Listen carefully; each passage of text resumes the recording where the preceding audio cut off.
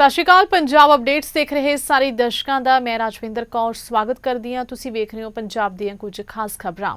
ਭਾਰਤ ਦੁਨੀਆ ਦਾ ਸਭ ਤੋਂ ਵੱਡਾ ਲੋਕਤੰਤਰ ਹੈ, ਪਰ ਪਿਛਲੇ ਕੁਝ ਸਮੇਂ ਤੋਂ ਲੋਕਤੰਤਰ ਦਾ ਗਲਾ ਕੱਟਿਆ ਜਾ ਰਿਹਾ ਹੈ। ਇਹਨਾਂ ਗੱਲਾਂ ਦਾ ਪ੍ਰਗਟਾਵਾ ਮੁੱਖ ਮੰਤਰੀ ਭਗਵੰਤ ਮਾਨ ਵੱਲੋਂ ਕੀਤਾ ਗਿਆ। ਉਹਨਾਂ ਕਿਹਾ ਕਿ ਜਿਹੜੇ ਬੀਜੇਪੀ ਸ਼ਾਸਿਤ ਰਾਜ ਨੇ ਉਹਨਾਂ ਨੂੰ ਖਾਸ ਤੌਰ ਤੇ ਟਾਰਗੇਟ ਕੀਤਾ ਜਾ ਰਿਹਾ ਤੇ ਜਿਹੇ ਵਿੱਚ ਬੀਜੇਪੀ ਦਾ ਇਹ ਸੋਚਣਾ कि कांग्रेस ਨੂੰ ਉਹ ਚੱਲ ਲੈਣਗੇ, ਕੋਈ ਤੀਜਾ ਉਹਨਾਂ ਦੀ ਟੱਕਰ ਦਾ ਨਾ ਹੋਵੇ, ਇਸ ਲਈ ਉਹ ਆਪ ਪਾਰਟੀ ਨੂੰ ਟਾਰਗੇਟ ਕਰ ਰਹੇ ਨੇ।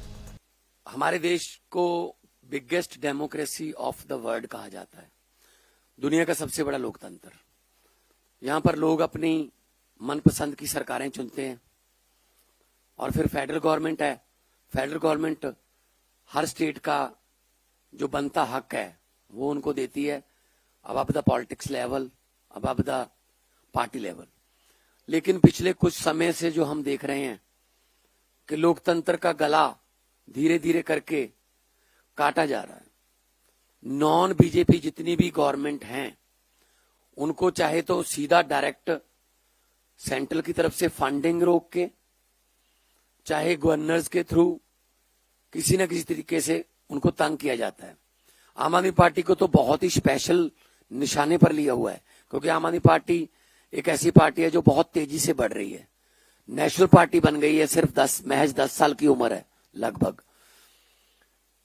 तो ऐसे में बीजेपी का ये सोचना कि कांग्रेस को तो झेल लेंगे, कांग्रेस के साथ तो मिले भी हुए हैं, ये कांग्रेस को तो झेल लेंगे, लेकिन तीसरा कोई पैदा ना हो जाए, इस सिलसिले में उन्होंने दिल्ली में हमारे नेताओं पर ईडी के पर्चे बनाए, शराब घोटाले के पर्चे बनाए, हमारे बड़े बड़े नेताओं को जेल में किया।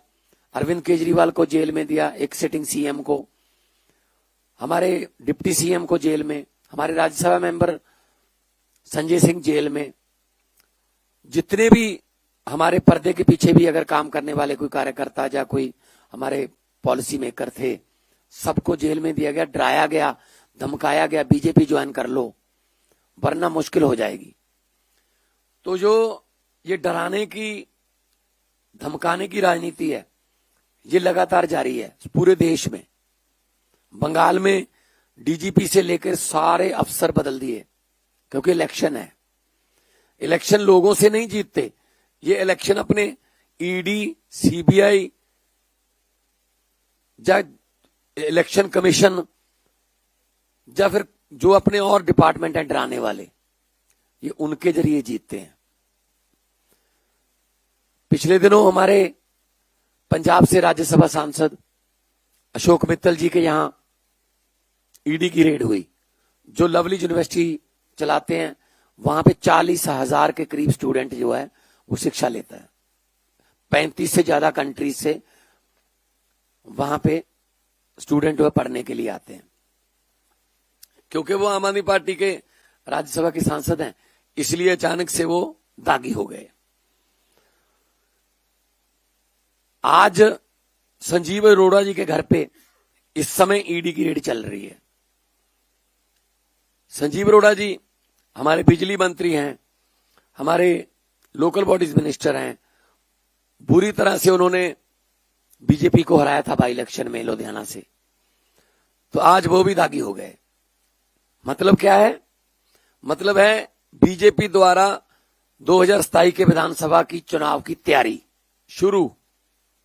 ईडी भेजो, इनकम टैक्स भेजो, नोटिस भेजो, डराओ, क्योंकि इनको तो 117 बंदे नहीं मिल रहे इलेक्शन में। इलेक्शन लड़ने के लिए 117 बंदे नहीं मिल रहे बीजेपी को, तो वो कह रही है ईडी भेज के डराओ, जा तो तुम लड़ो ना, जा हमारे वॉशिंग मशीन में से निकलो। तो बहुत ही खतरनाक रुझान है, लोकतंत्र की हत्या हो रही है। इसकी कड़े शब्दों में निंदा भी करते हैं, और सिर्फ और सिर्फ नॉन बीजेपी सरकारों को तंग किया जा रहा है।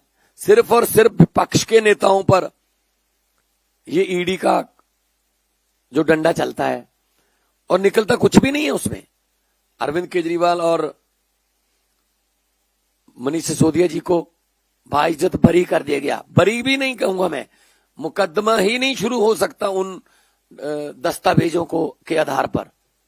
ਫਿਲਹਾਲ ਪੰਜਾਬ ਅਪਡੇਟਸ ਦੇ ਵਿੱਚ ਇੰਨਾ ਹੀ। ਮੈਨੂੰ ਦਿਓ ਇਜਾਜ਼ਤ। ਧੰਨਵਾਦ।